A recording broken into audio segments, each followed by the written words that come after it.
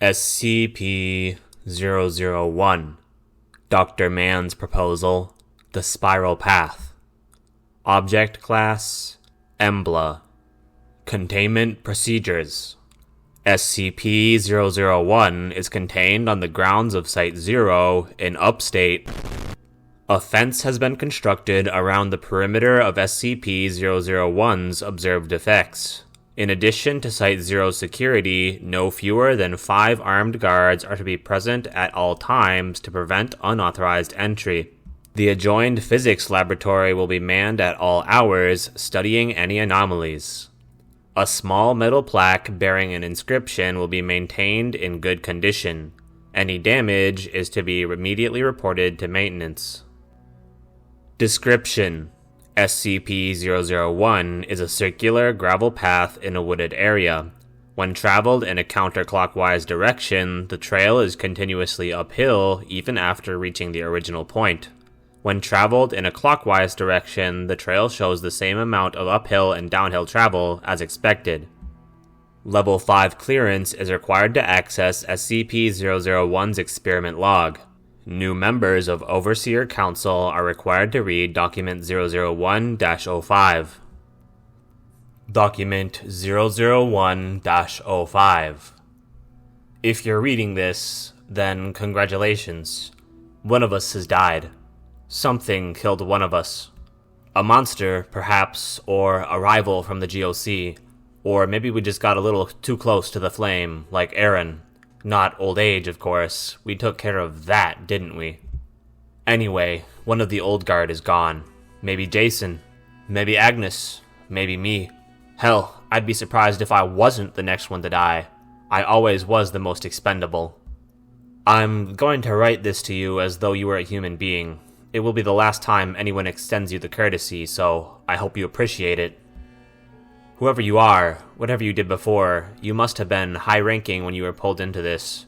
You must have noticed the discrepancies, the inconsistencies. I don't know how much you've been told already, or how much you've pieced together. The crux of the matter is this. The retrievals and recoveries of SCP objects are staged, or made up whole cloth. We have never discovered an SCP in the entire history of the Foundation. I should start from the beginning.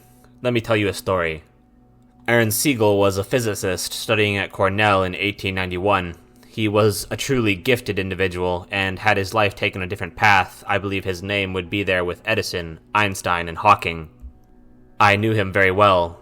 He was, and may still be, my brother. He was also an avid amateur naturalist, and enjoyed hiking through the woods. One day, while visiting our family home in Essex County, he came across a gravel path. He decided to follow it for a time, and noticed that it kept climbing uphill far longer than it should have. It should have taken him above the nearby hills. Instead, he found himself back where he'd started, without a foot of downwards travel. Another man would have assumed his senses were faulty and left. Aaron, however, was a stubborn man. He investigated further. He found the path did not conform to pure geometry of Euclid. Like Sakari before him, he found something abhorrent to the nature of straight lines. He studied it. The equations he derived are part of the file you've received. You'll learn them by heart eventually. He built a small shack nearby which served as a makeshift laboratory. His first experiments produced a key capable of opening any lock, now contained as SCP-005. He brought in others. As his brother, I was one of the first he contacted. I was a medical student at Harvard at the time. I initially thought he was mad, but when he showed me the path, the key, I had to learn more. There were others with us, other friends and colleagues. Most of them are gone now, but we were the core. We created the Foundation from around ourselves. In the beginning, it was just about discovery, about finding the things we could do. We had such high hopes, such plans. We were going to change the world.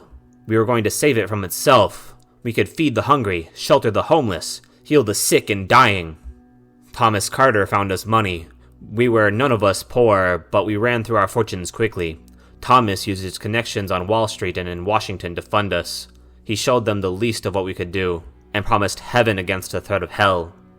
Agnes Peterson, my brother's fiancée, was the administrator. We knew nothing of how to run an organization. We were a herd of cats running to and fro, and she turned us into a foundation, putting us dreamers and madmen to the same yoke. We soon had a facility built, but we were still so secretive. As much as we wanted to shout from the rooftops what we had found, we were frightened, too, that it would be taken from us. We told ourselves it was just for the interim until we were sure of our footing. We'd show them, eventually. We'd show them all. We were careful at first. We made small, inoffensive, or even helpful items. The Fountain of Youth, the bouncing ball, the Civil War statue. We grew more confident, and we started working on humans. The concrete man, he volunteered. Or the man with the abdominal planet. Just a drifter, but we made him something special, didn't we? It was all so easy. Perhaps it seems absurd to get so many things from that one little break in reality, but it all flowed, one discovery to the next. It almost seemed like something was helping us along. But then, things started going a bit wrong. While he was playing with his equations, Aaron accidentally derived the missing number. In my laboratory, I'd found I'd made the zombie plague, but we were too invested in our projects, so we pushed ahead. Then came the pipe nightmare, and the stairwell. We knew we'd need more help. Thomas showed what we'd done to the military, told them we'd found these things, discovered them. We made up names like Prometheus Labs and the Chaos Insurgency. They gave us funding, personnel. We built up and expanded outwards. We repeated the cell in other countries. Some listened, some didn't. Enough did. We became an international organization. We brought in more researchers, though very few ever suspected we were the source of these items they studied. Sometimes we would arrange for an object to be found by a field team. Sometimes we would simply write the reports. We generated the paperwork, and we were the oversight. If we said a thing was, it was. It still is. There were still problems, of course. Jeremy and Thomas took one of our experiments and ran off with it, creating their ridiculous club. One of our researchers grew mad and started worshipping machines, escaping with enough knowledge to be dangerous. We still deal with the fallout of these splinter groups. So we contained them. We handled them. We couldn't stop, surely you see that. Rather than more cautious, we grew bolder. I cut up a little boy and turned him into the flesh that hates. There were reasons. There were always reasons. 231, we created her and her sisters. We took them from orphanages and arranged for what followed, and it was no accident. We knew what we were doing. There was a reason for it once, but I'll be damned if I can remember it now. None of us do, except maybe my brother, wherever, whatever he is now. We keep moving forward.